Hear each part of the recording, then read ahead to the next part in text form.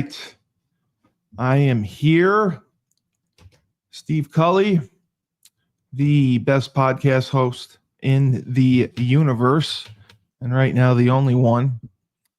Coach Schuman is incapacitated, so we're going to get rolling on Bloodlines and Betrayal.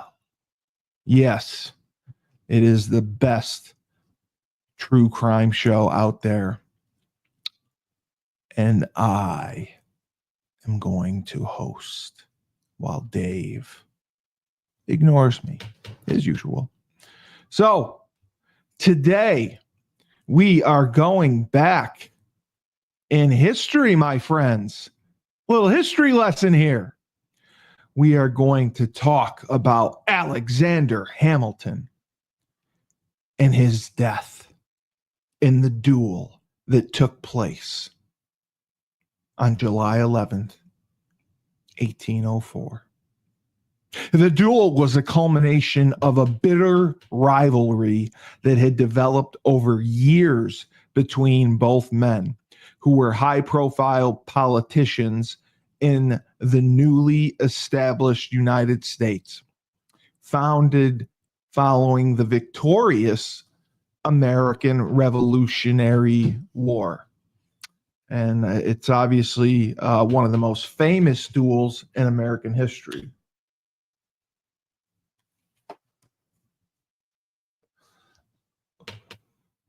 I wonder if I can challenge someone to a duel today. Can I go up to someone and say, I challenge you to a duel, sir?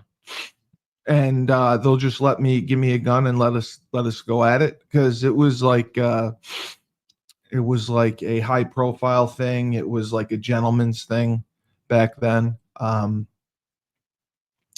it was a big deal. So the background, the duel was the final skirmish of a long conflict between Democratic Republicans and Federalists. The conflict began in 1791 when Aaron Burr, won a United States Senate seat from Philip Schuyler. Hamilton's father-in-law would have supported Federalist policies. Hamilton was the U.S. Secretary of Treasury at the time.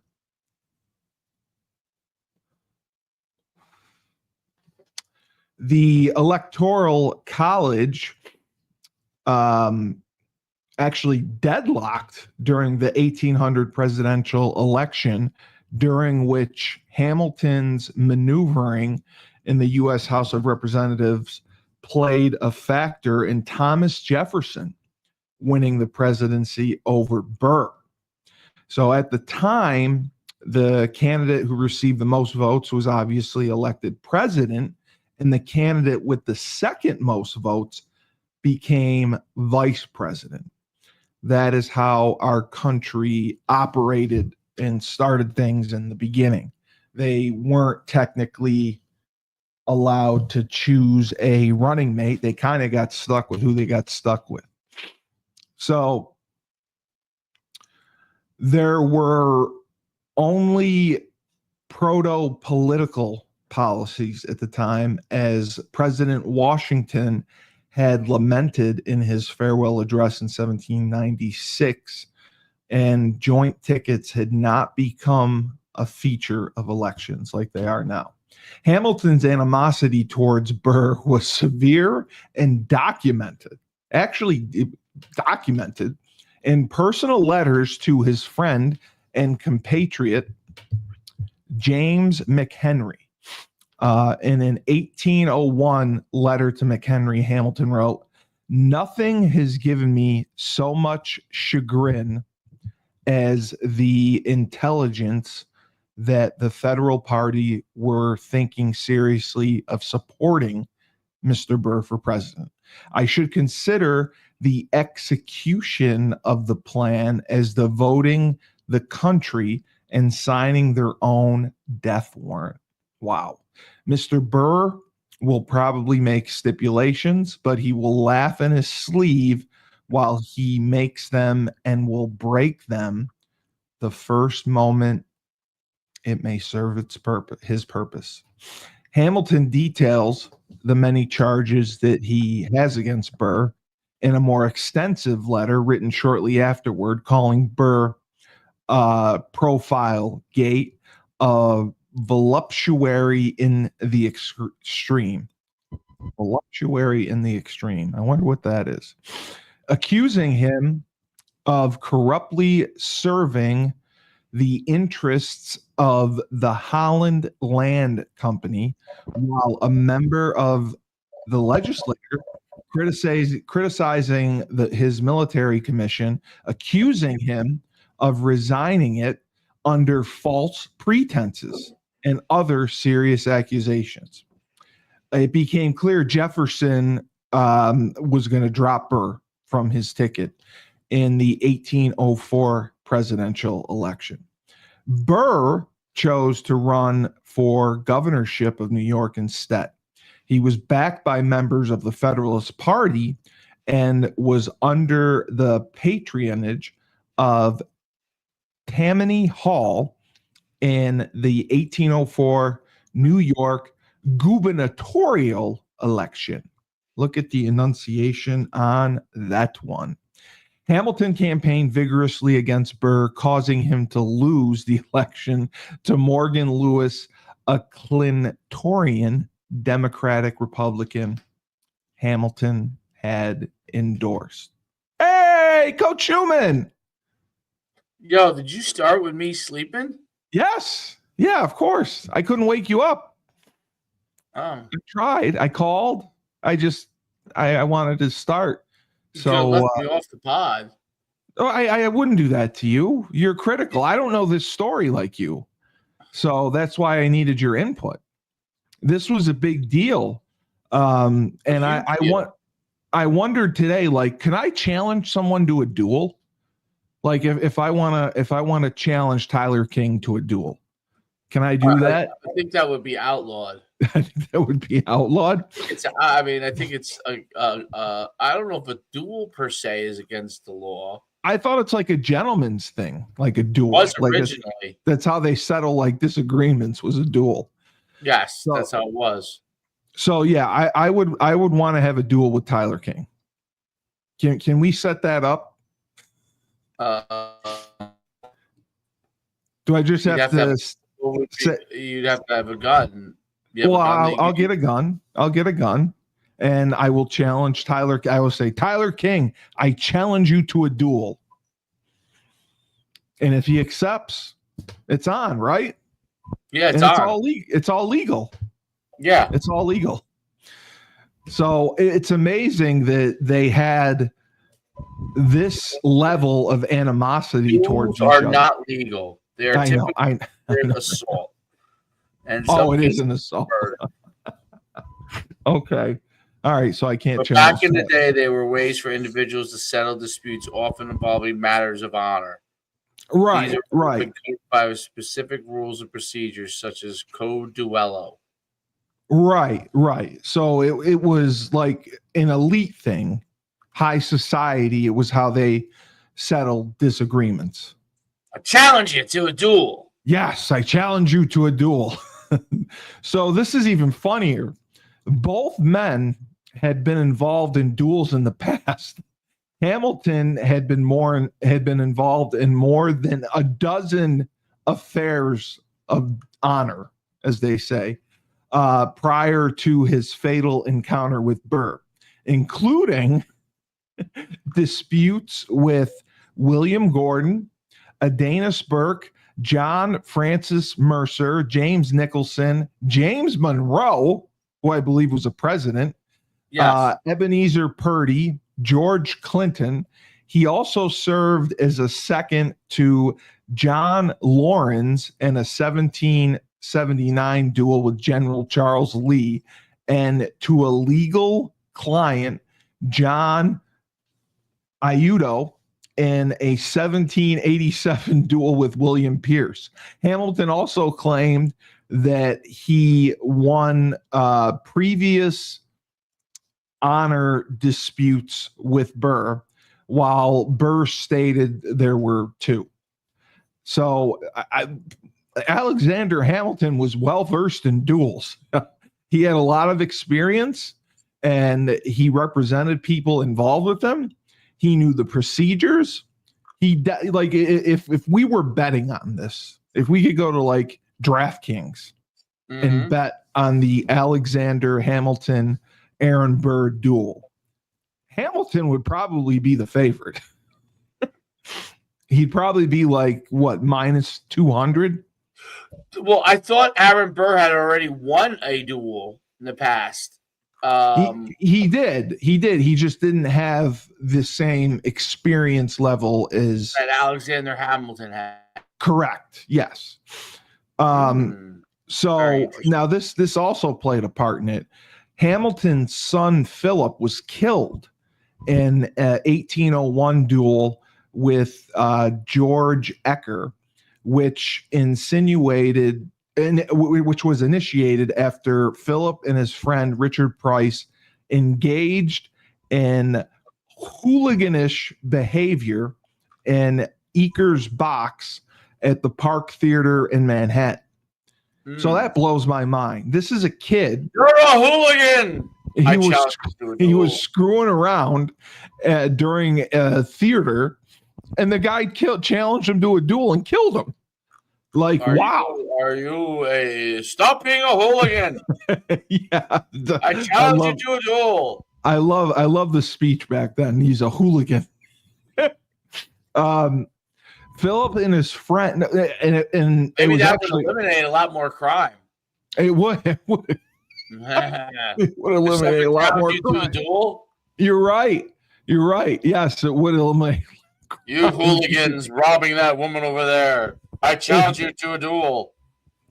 You are absolutely right. If they had duels today, that would definitely reduce crime, because nobody would mess with anyone if there was a chance that a duel could be had and they could die. But what's interesting about this, Alexander Hamilton's son Philip and his friend both challenged Ecker to duels when he called them, quote unquote, damned rascals. Damned rascals is the term that set off Philip and his friend. Out of all names to be called, you get called a damned rascal, and that's it. Damned rascals! I want you damned rascals. Get yourselves under control. So this duel actually happened in Jersey. Do you know where Weehawken, New Jersey is? Yes, of course. Oh, okay. Is it like a prominent city? Right above the Lincoln Tunnel. Okay. So the duel happened, and it resulted nothing more than 4 missed shots. And Hamilton advised his son to delope. I have no idea what delope means. Does that mean run away? I don't know. But Hamilton's son and Ecker stood shotless for a minute after the command present. Then Philip leveled his pistol, causing Ecker to fire, mortally wounding Philip and sending his shot awry. The later duel between Burr and Hamilton took place near the spot of the duel between his son and Ecker. So that was really the trigger for Hamilton. He was upset that his son was murdered in a duel, and he actually advised his son to surrender, I guess, after he missed 4 shots during the duel. So Burr and Hamilton came to a public opposition during the 1800 United States presidential election. Burr and Thomas Jefferson ran for president on the Democratic Republican Party ticket against incumbent John Adams. And the basically the Electoral College rules at the time gave each elector 2 votes for president, and the candidate who received the second most votes became vice president. You remember back then that's how they did things? Yes, I did. You weren't allowed to pick your ticket. It was first and second. Yep. So the Democratic Republican Party planned to have 72 of their 73 electors vote for Jefferson and Burr, with the remaining elector voting only for Jefferson. The electors failed to execute this plan. Burr and Jefferson tied at 73 votes each. It was like the first time ever. The Constitution stipulated if 2 candidates with an electoral college majority were tied, the election, or I remember this because they talked about it when Al Gore ran for president and with Bush in 2000. Remember, the Florida votes had to be recounted and everything. They didn't know who won, and they thought it could have been a tie. So I didn't know this. The House of Representatives makes the decision if there's a tie. And the House at this time was controlled by the Federalists. At this point, many of whom were both, they didn't want to vote for Jefferson. Although Hamilton had a long-standing rivalry with Jefferson, stemming from their tenure as members of George Washington's cabinet. He regarded Burr as far more dangerous and used his influence to ensure Jefferson's election. On the 36th ballot, the House of Representatives gave Jefferson the presidency, and Burr became vice president. So this contention, went on for a very, very long time. They did not like each other. They did not like working together. Hamilton wrote letters complaining about Burr and just saying he was trouble.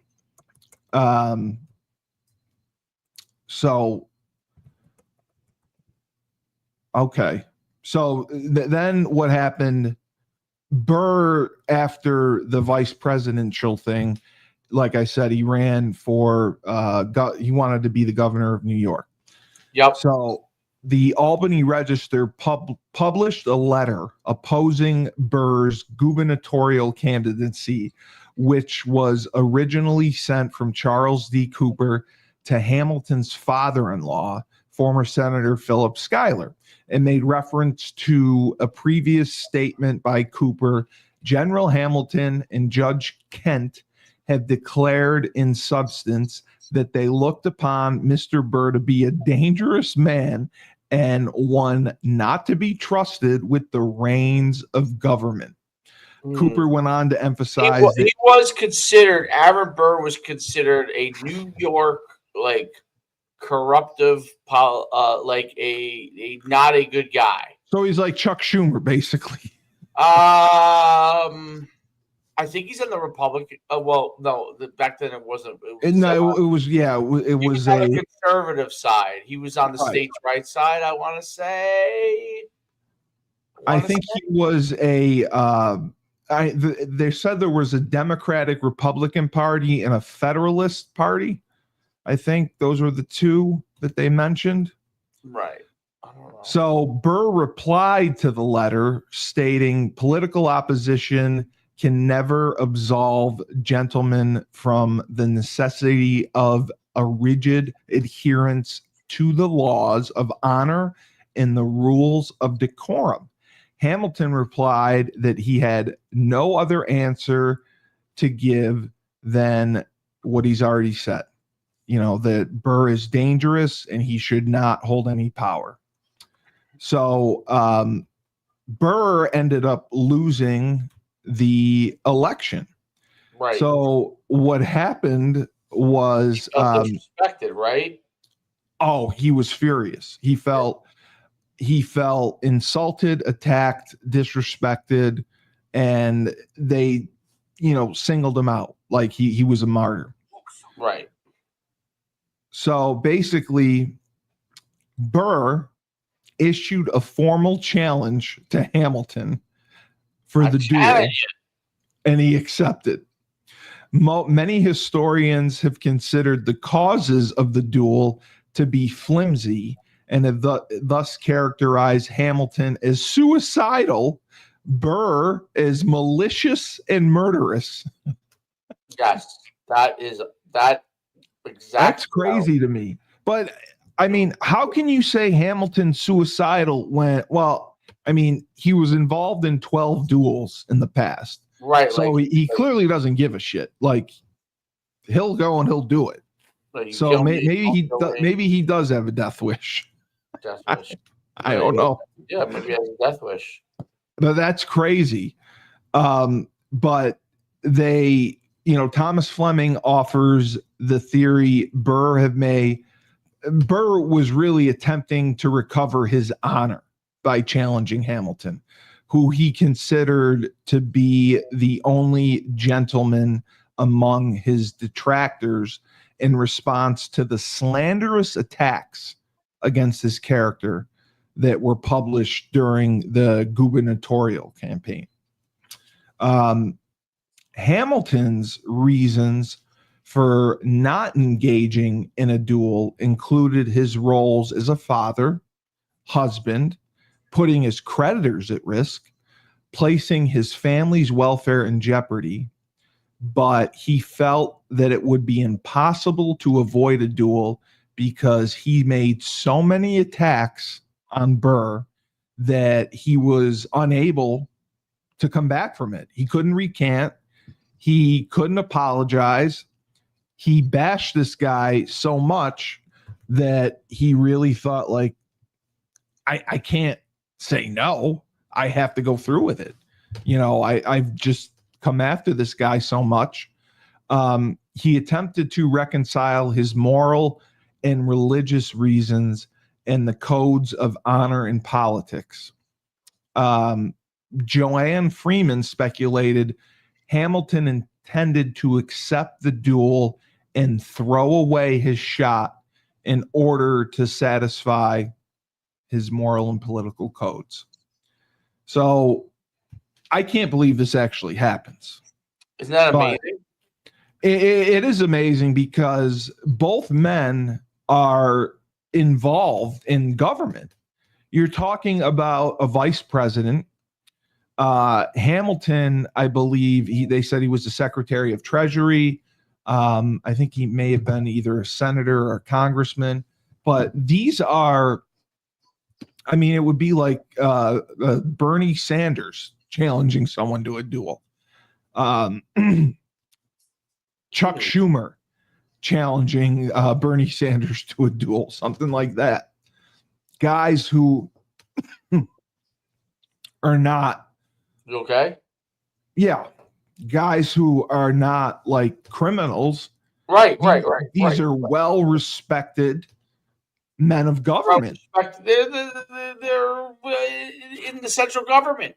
Like that's what blows my mind. It'd be like Nancy Pelosi challenging someone to a duel. And I just can't believe that it was allowed to happen. And it was a form to settle disagreements. I'll look it up. I'd love to know how long it was allowed for. But in the morning of July 11th, 1804, Burr and Hamilton departed from Manhattan in boats. They rowed across the Hudson River to the spot known as the Heights of Weehawken, New Jersey, which you said Now, this was a popular dueling ground below towering cliffs of the Palisades. And I didn't know this either. Dueling had been prohibited in New York and New Jersey, but Hamilton and Burr agreed to go to Weehawken because New Jersey was not as aggressive as New York in prosecuting dueling participants. And this same site was used for 18 duels. So this is where they go. They both get on boats and they go to this place in Weehawken in New Jersey to have the duel because whatever happens, they're not going to get prosecuted for it. So that just blows my mind.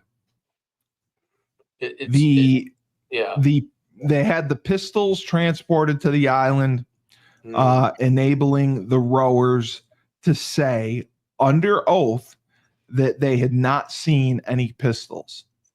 They stood with their backs to each other. Okay. So I just can't believe this actually happened. These two esteemed men stood back to back with guns. Burr, William Peter Van Ness, his second, Matthew L. Davis, another man often identified as John Swarthout, and the rowers all reached the site at 6:30 a.m. They cleared the underbrush under the dueling ground. Hamilton arrived with his posse a few minutes before 7. Lots were cast for the choice of position and which second should start the duel. Both were won by Hamilton's second, who chose the upper edge of the ledge for Hamilton facing the city. So this is crazy. So you bring your posse and they decide the spots. I'm going to start here. You're going to start here. They flip a coin or whatever to do it. However, Joseph Ellis claims Hamilton had been challenged, and therefore, if you're challenged, you had the choice of both the weapon and the position. Under this account, Hamilton himself chose the upstream or the north side position. So this is where there's some discrepancies. First-hand accounts of the duel agree 2 shots were fired, but some say only Burr was the one who fired. And the seconds disagreed on the intervening time between them. It was common for both principals in the duel to deliberately miss or fire their shots into the ground to exemplify courage, a practice known as deloping. So basically, to show you're a badass, your first shot, you fire it into the ground to say, go ahead, shoot me.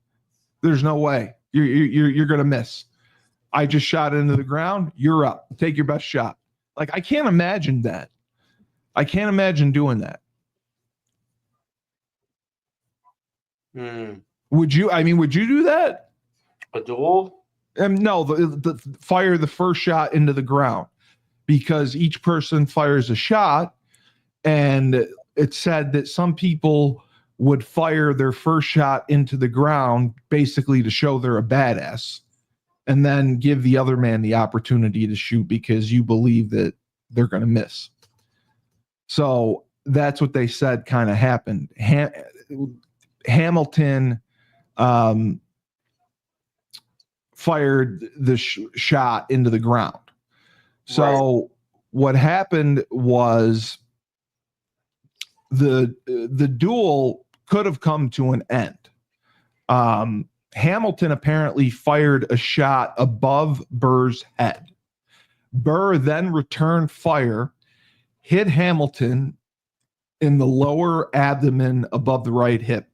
Because back then, remember, the bullets, they were large caliber lead balls. It ricocheted off of Hamilton's third and second false rib, fracturing it, causing considerable damage to his internal organs, particularly his liver, diaphragm, before lodging in his first or second lumbar vertebrae. According to a man Pendleton, his account, Hamilton collapsed almost immediately, dropping the pistol involuntarily, and then Burr moved towards him in a speechless manner, which Pendleton deemed to be indicative of regret, before being hustled away behind an umbrella by Van Ness, who was on his team, because Husick and the rowers were already approaching. So they tried to get him out of there. It's entirely uncertain which principal fired first, as both seconds backs were to the duel in accordance to the prearranged regulations, so that they could testify that they saw no fire. After a lot of research was done to determine the actual events of the duel, historian Joseph Ellis believes Hamilton did fire his weapon intentionally. Why am I frozen? Oh, I don't know. I didn't know you were frozen. I'm sorry.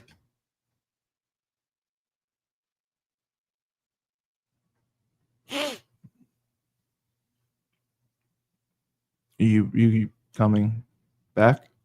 There we go. There you are. Yeah, I'm sorry. Good. Okay. So Hamilton did fire his weapon intentionally, and he fired first, but he aimed to miss Burr, sending his ball into the tree above and behind Burr's location. In doing so, he did not withhold his shot, but he wasted it, thereby honoring his pre-duel pledge, because he had said, like, he had so much to worry about. He's worried about his family. He's worried about creditors. He has kids. He doesn't want to die. So he said he was going to miss purposely because he really didn't want this to go as far as it did. Meanwhile, Burr, he didn't know about this pledge. He did know that the projectile from Hamilton's gun had whizzed by his head and crashed into the tree. According to the principles of the code Duello, Burr was perfectly justified in taking aim, firing at Hamilton to kill. So that was one account. So then David Husick had another account, and this is a little bit different. When called to him upon receiving the fatal wound, I found Hamilton half sitting on the ground, supported in the arms of Mr. Pendleton, his countenance of death I shall never forget. He had, at that instant, just the strength to say, "This is a mortal wound, doctor." When he sunk away and he became to appear lifeless, I immediately stripped up his clothes soon, alas, I ascertained that the direction of the ball must have been through some vital organs. His pulses, he couldn't feel. His respiration was entirely suspended, and he put his hand on his heart, and there was no beating. There was no motion. I considered him as irrevocably gone. I, however, observed to Mr. Pendleton that the only chance for reviving was immediately to get him upon the water. So they lifted him and they carried him to the bank, where they aided in, putting him in the boat, which immediately set off. During this time, he could not discover any symptoms of life. He rubbed his face, his lips, his temples, and there was just nothing. There was just nothing. But Husick goes on to say Hamilton had revived after a few minutes, either from the hartshorn or fresh air. He finishes in the letter. Soon after recovering his sight, he happened to cast eye upon the case of the pistols, and observing the one that he had in his hand lying on the outside, he said, "Take care of the pistol. It is undischarged and still cocked. It may go off and do harm." So even while the guy is dying, he has the presence of mind to say, "Please take the pistol. It's cocked and it may go off. I don't want anyone else to get hurt." So yes, said Mr. Pendleton, understanding his wish. "I already made Dr. Husick acquainted with your determination as to that." He then closed his eyes, remained calm, and without disposition to speak, he did not say much except to reply to my questions. He asked me once or twice how I found his pulse, and I informed him that his lower extremities had lost all feeling. Basically telling him he had no hopes to survive, because the bullet ended up lodging in the vertebrae, and he lost feeling to all his extremities. So this ended up being a massive deal. Pendleton and Van Ness issued a press statement about the events of the duel, which pointed out the agreed upon dueling rules and events that transpired. It stated both participants were free to open fire once they had been given the order to present. After first fire had been given, the opponent second would count to 3, where he could fire or sacrifice a shot. Pendleton and Van Ness, they disagreed as to who fired the first shot, but they concur that both men had fired within a few seconds of each other. Pendleton amended his version of the statement, basically saying they ascertained that the ball passed through the limb of the cedar tree. That's the shot that Hamilton had, about 12 and a half feet perpendicularly from the ground. And General Hamilton, he did not want to kill Aaron Burr. So he even wrote a letter stating his intentions, where he was strongly opposed to the practice of dueling for both religious and practical reasons. "I have resolved," it continued, "if our interview is conducted in the usual manner and it pleases God to give me the opportunity to reserve and throw away my first fire, I have thoughts of even reserving my second fire." Hamilton regained consciousness after being shot, and like we said, he told him the gun was still loaded. So modern historians have debated to what extent Hamilton's statements and letter represent his true beliefs, and how much of this was a deliberate attempt to permanently ruin Burr. If Hamilton were killed, an example of this may be seen in what one historian has considered to be deliberate attempts to provoke Burr on the dueling ground. Hamilton performed a series of deliberately provocative actions to ensure a lethal outcome. As they were taking their places, he asked that the proceedings stop, adjusted his spectacles, and he slowly, repeatedly sighted along his pistol to test aim. So this to me, first of all, is ridiculousness. Correct. It blows my mind that this is what this was allowed to happen. Right. And it's not like 2 gang members doing it. No, these are two politicians esteemed politicians, a vice president. Correct. And Dave, wasn't Alexander Hamilton instrumental in was it the Declaration of Independence or the Constitution? I mean, he was a big part of the American Revolution. Yeah. Yes. Yeah, he was part of the Revolutionary War. I don't know. I mean, he was the one who created the central bank. You know, they had the play about him and all that stuff, and Hamilton, right? And very, very popular play to this day. Yeah, and he was the Secretary of Treasury. So just under George Washington, I think. Yeah. Just to put a bow on this, there's evidence that Burr intended to kill Hamilton. The afternoon after the duel, he was quoted as saying Burr hated Hamilton.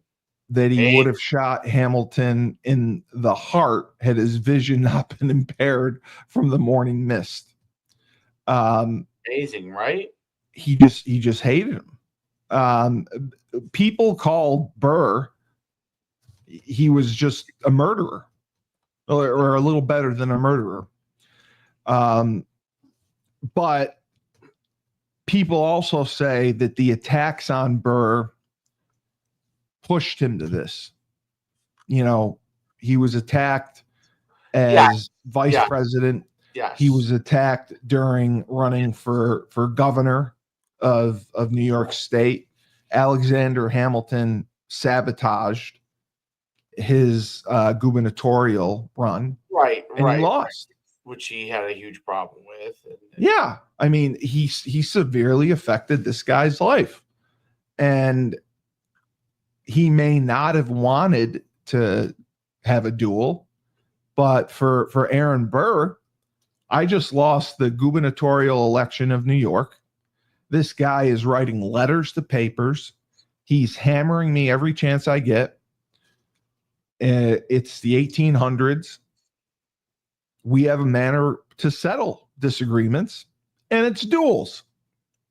So I'm going to challenge this motherfucker to a duel. And then we'll see who's tough. Isn't that amazing? It is. It really is amazing to me because, again, this guy was a vice president. So, right, you're not talking about some guy off the street. I mean, who was Bush's vice president? Dan Quayle, maybe? Not that one. The second Bush. I thought it was Dan Quayle. No. George Bush Jr. The junior. Yeah, Dan Quayle. Dick Cheney. That's what. Yeah. Oh, Dan Quayle was. Quayle was the first Bush was one. So it'd be like Dick Cheney. Dick Cheney challenging Chuck Schumer to a duel. Yes. You know, because they have been fiercely attacking each other. And they don't and all that jazz. But let me ask you this. In today's world, and you did say if duels were still around, crime would be down.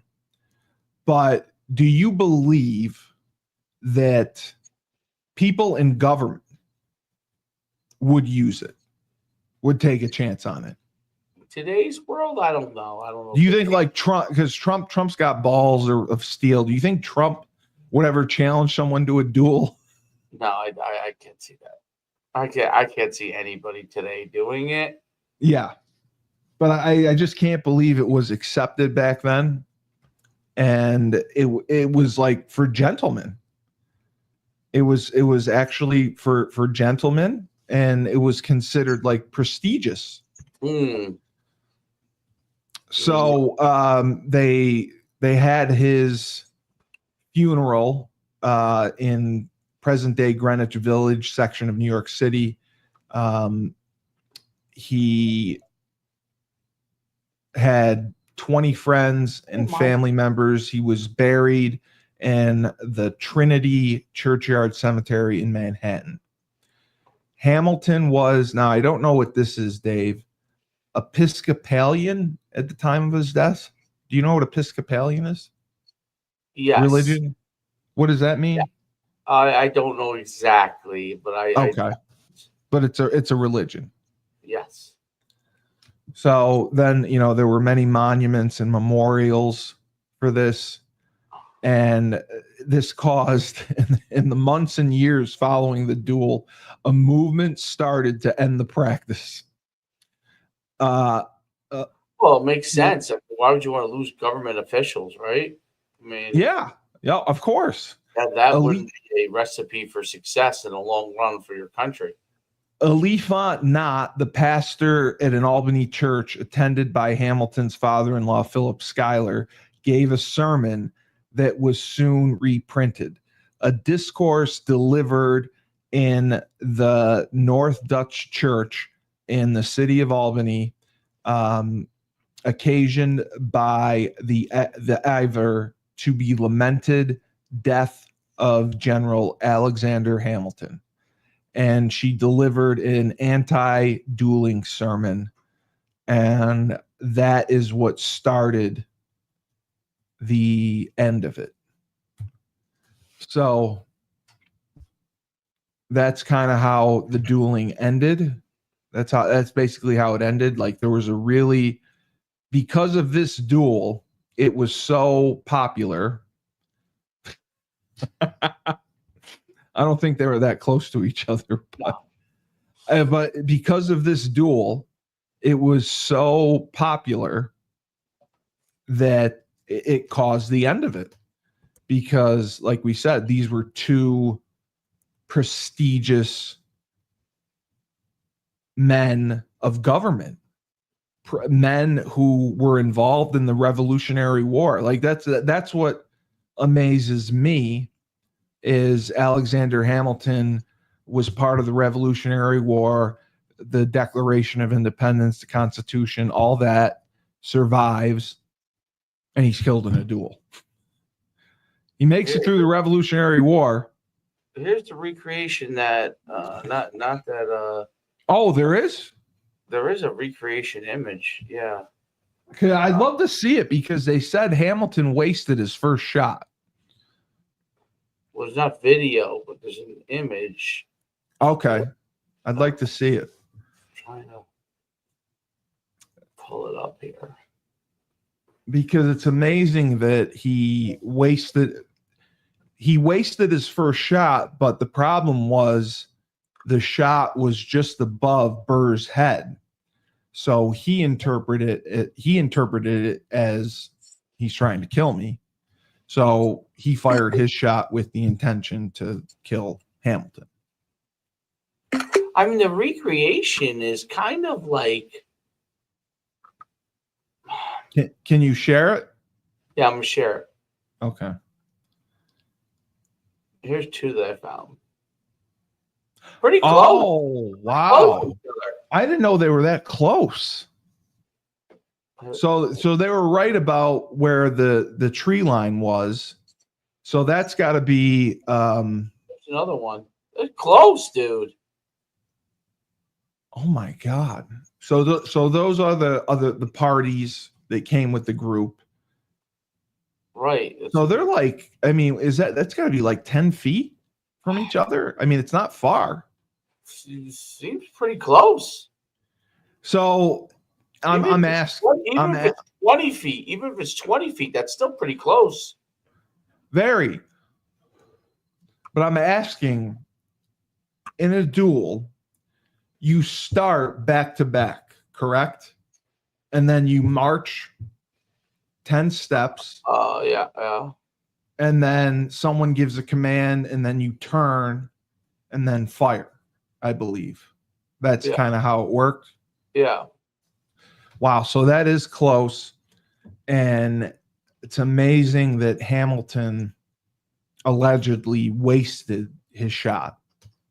And Burr did not.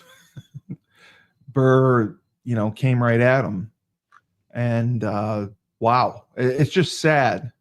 It's really sad that such a great man, a man who had tremendous influence and, really was part of the birth of our country. This is how he died. And this is a guy with family, a wife, kids, and a big part of the government. And this is how he died. Every image shows the same thing.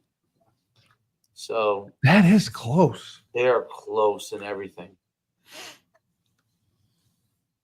So look at every image. Every image is somewhat Do you know how how the pistols worked back then? Did you have to manually load a bullet each time you shot? Not sure. I think you did, right? So you would have to load, and they were round freaking metal. Look at this one, 1804. Show you this one. This one's wild. And the people watching, my God. Do you know where this is in Jersey? Weehawken, yeah. It's wow. Right next to Hoboken. I mean, they are close. Every image is somewhat similar, right? They are really close. So they must not have marched very far. And then they turned. So it makes sense to me now. They're close. And Hamilton intended to waste his shot. But since they're so close, he fired above Burr's head. And it was close enough for Burr to believe, wow, he's trying to kill me. And that's why Burr obviously took a shot to take out Hamilton. That's amazing too, right? Yeah. Yeah. I mean, it's amazing that that was a practice back then for guys. I mean, the guys who were badasses would take their first shot and fire it into the ground and dare the other guy to shoot them. And then they would reload and shoot. But Burr purposely missed because he didn't want this, but he felt he had no way out because of everything he did and everything he said. He felt that there was no forgiveness to be given. He couldn't apologize. Nothing he could say or do would make things right for the torment that he gave to Aaron Burr's life. Amazing. Do you know, I'm just curious, do you know the history of Aaron Burr after this? What he ended up doing? I think he ended up. Because I mean, I don't know if he was still part of the government or not. That was my question. Let's see. I thought maybe he was killed or something. So he died in 1886. Yeah, but the duel with Hamilton effectively ended Burr's political career. Oh, wow. Widely viewed as a murderer. Yes. Public I read image that. was irreparably tarnished. Burr faced murder charges in New York and New Jersey following the duel. Oh, my God, he did? Yes, but was not convicted. In 1807, he was tried for treason in connection with an alleged plot to create an independent nation in the West, possibly involving Louisiana Territory and Spanish America. Holy crap. Burr's involvement in the scheme known as Burr's conspiracy further damaged his reputation, although he was ultimately acquitted of treason. Following the treason trial, Burr fled to Europe and remained there for several years. Yes, it said that. He exiled. He eventually returned to the United States and resumed his law practice. Oh, so he was an attorney. Burr's later years were marked by a failed marriage to Eliza Jumel. I see that. A wealthy widow who was 19 years younger than him. Who hired Alexander Hamilton Jr. to sue for divorce. which was finalized on the same day Burr died in 1836. He had a stroke. Oh my God. So among the betrayals, she hired Alexander Hamilton. Yeah. Well, it also says that after they got married, the wife, Jumel, realized her fortune was dwindling due to Burr's land speculation losses. And she separated from him only after 4 months of marriage. So he like was plotting and scheming all the time to do stuff. I mean, he married this woman 19 years younger than him who was wealthy and drained her money, spending it on land. They separated. They were going to get divorced, and Burr had a stroke. Okay. Yeah. All right. So she had hired Alexander Hamilton Jr. and her first divorce, divorce to Stephen Jumel. Oh, okay. Aaron Burr married her in 1833. 33, right. She divorced him on his deathbed in 1836. Yes. After the stroke. She doesn't look like she was much of a looker. But I see the picture. Yes. But back then, who knows? I mean, who knows it's accurate or not? So and Burr had. She definitely doesn't look like much of a. She also owns. She doesn't. She was. Interesting. Wow, he had a lot of kids too. Aaron Burr. Yeah. How about this? She died at 90. As symptoms of dementia took toll on Jumel's memory and behavior, stories about her eccentricity spread through New York and Saratoga Springs. No. Stories of the 1880s suggest that Eliza may have become a regular target of mockery. That's where she lived, in Saratoga Springs. Oh my God! I think I knew that.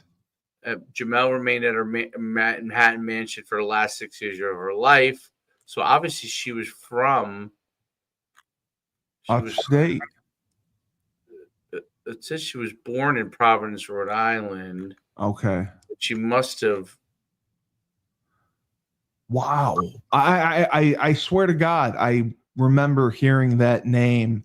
I did business with the Saratoga museum. Okay. And I swear I remember this name. That she would frequent this. There was a casino where the museum was. Okay. And I believe that she frequented it. She was there often, and she would come up there and she would gamble. I swear I remember that, but I'll have to check. But it's amazing. It says that Burr fathered 3 children.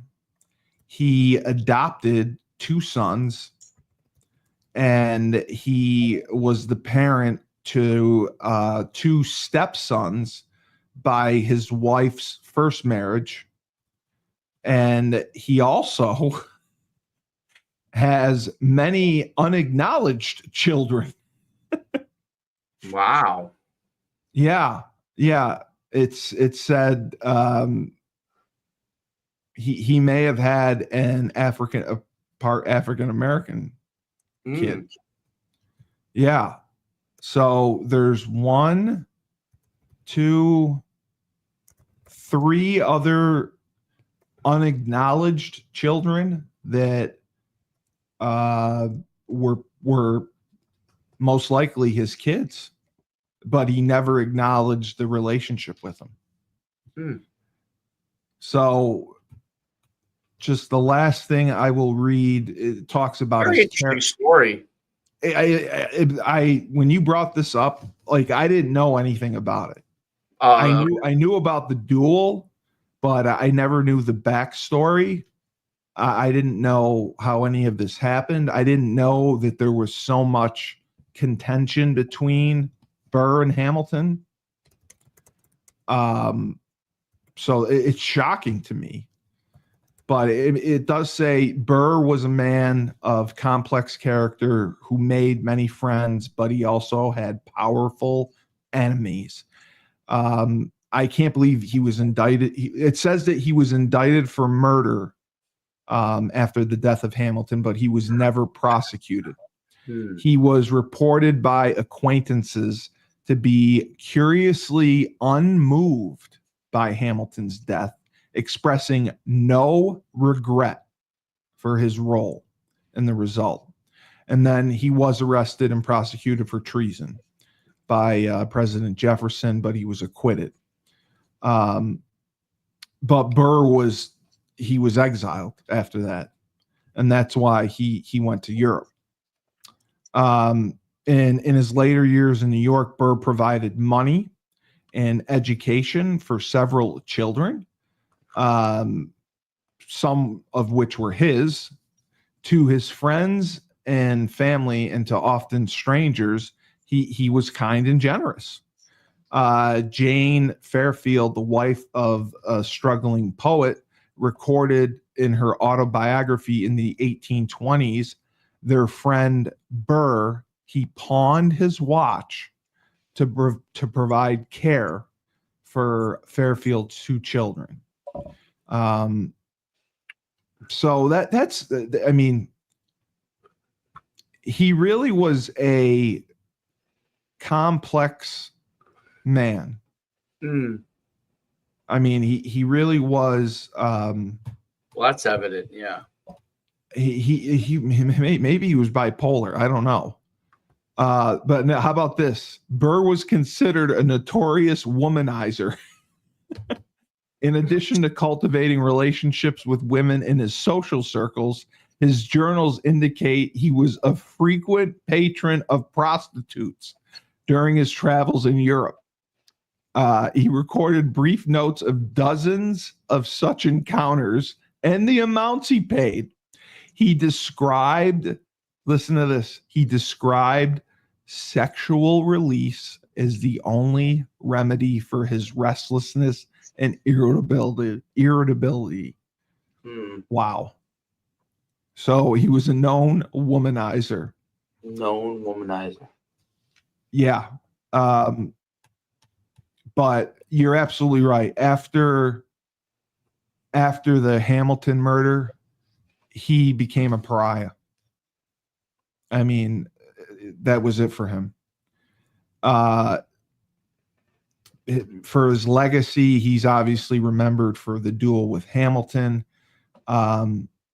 His establishment of guides and rules for the first impeachment trial set a high bar for behavior and procedures in the Senate chamber, many of which are followed today. So there are several historians seeking to explain Burr's negative image in modern times, wrote that his portrayal as a villain is actually the result of a smear campaign invented by his political enemies centuries ago and disseminated in newspapers, pamphlets, and personal letters during and after his lifetime. So it's like something that could happen to Trump like 100 years from now. Yeah, Trump would be considered a villain because of a smear campaign, because of MSNBC. You know, they just bash him. Yeah. And they say, oh, he's a convicted felon. He's this and that. Yeah. Because you know, we have more, obviously, technology and news now, but the news is often slanted and not accurate. So think of all the things that have been said about Trump. It shows you that it's been going on forever, right? It has. It has. It's crazy to think that they had a smear campaign for this guy. Yeah. And there wasn't TV or radio back then. They did it through newspapers, pamphlets, and letters, and through word of mouth. They didn't need So crazy. that is crazy. It is absolutely crazy. So the lasting consequence of Burr's role in the 1800 election was the 12th Amendment to the Constitution, which changed how vice presidents were chosen. As was evident from the 1800 election, the situation could quickly arise where the vice president, as the defeated presidential candidate, could not work well with the president. So the 12th Amendment required that electoral votes be cast separately for president and vice president. I don't believe that's true, though. They only cast electoral votes for the president now. Correct? There's no electoral. Yeah. But they choose their running mate. So what a story. When you chose this, I was like, well, what is this? What I knew about the duel. I did not know about the history between Hamilton and Burr. Yeah. I did not know. I had no idea that Burr was a vice president. I had no idea he ran for governor. I knew Alexander Hamilton is remembered very, very fondly, like as one of the founders of the nation. And Burr's reputation, he's remembered very, very poorly. And it appears that that's not accurate. Yes. It appears that it was because of a smear campaign. And that makes me wonder, 100 years from now, people go back on the internet or MSNBC, ABC, and they read all this stuff or watch the stuff about Trump. When Trump's Wikipedia page comes out after he dies 100 years from now, is that what it's going to say about him? Is he going to be a hooligan? Is he going to be a racist? Is he going to be a misogynist? You're right. It's crazy. So I didn't know. Do you want to do Rebel tonight when you get back? Yeah. So if I go to Frank's and you'll be good at like 9:30? Absolutely. Okay. We'll plan on that. Well, I still can't believe how close they were in those pictures. I know. Mind blowing. Like point blank range. You're right there. You're right fucking there. And I'm going to, after we get off, I'm going to look it up because I just want to know how long dueling was practiced for. Obviously, it's an old time thing, but yeah. I wonder if they did it for 100 years. Like if dueling was, it said it was illegal in New York, New Jersey, but obviously it was done. I'm just curious for how long it carried on for. Right. But obviously this is what stopped it. So you did everything work out what with the doctor? I didn't go. Oh, you didn't? Okay. And your cough is gone. Yes, it's a little bit still a little bit there. Almost completely gone. Maybe I had some sort of virus or something. You had a virus, yeah. Yeah. It just took a long time to get. How were the first practices with the kids? Oh, good. Good. I mean, really? We have some kids that they have a ways to go. But it's 10U or 11U now? 10U. Okay, so it's 10U. Well, we're good. We're good. We'll get there. We got some really good skill kids. We got some. Is Troy gonna play quarterback majority of the time? Yeah, he's playing quarterback. Okay. Yep. Okay. Yeah. All right. Well, trying to get him to be a better tackler. He plays both ways? He plays safety, yeah. Oh, wow. Do you have to play a set defense like a 52 or a 53? No. Play whatever You you can play want. whatever you want. Okay. Yeah. All right. Well, this was a great episode. Great episode. I'm very happy. So we will talk tonight. I'll give Frank a call. I'll get up there and get ready to go. And just create the stream. I'll get it loaded. And this has been an incredible. Yeah, it was hilarious. I did like 15 minutes with you sleeping. Yeah, I don't know how you did that. Dude, do you know that I sang to you 3 songs trying to wake you up? My volume was off because I Oh, was sitting there and I was just going to wait for a few minutes until you got there to close my eyes. And I forgot my volume was off on my computer. So you could have said whatever. I wouldn't have heard you. I was singing. Yeah. I sang 3 songs. What's funny is I'm leaving my volume on from now on if I do that, because obviously as soon as I heard you, I would have woke up. So the only way that you got on, you actually woke up. It wasn't from me talking. Yeah. Okay. Because I called you too. Yeah. And I left you a message, but I didn't start recording then. I started recording after, and I think I did it for 10 minutes with you sleeping. Yeah. But it's funny. Yeah. It'll be some good clips. Yeah, it'll be good. All right. You're not mad at me for doing that? No. Are you mad at me for doing that? I have to watch it. It probably looks bad. No, it doesn't look bad. It doesn't look bad. You cut it out if it looks bad. I didn't say anything about you. I didn't say anything. I was just doing the story. All right. Well, get some rest. Have fun at practice tonight. And everyone's waiting for the return of Frank Cristiano. Yes. On Rebel Republic. So for Coach Schuman, he's saying yes to greatness. This has been Bloodlines and Betrayal, the story of Alexander Hamilton and Aaron Burr. I'm Steve Cully, the best podcast host in the universe. Remember, when life gives you lemons, don't make lemonade. Take 2 oranges and make sure your shot goes good.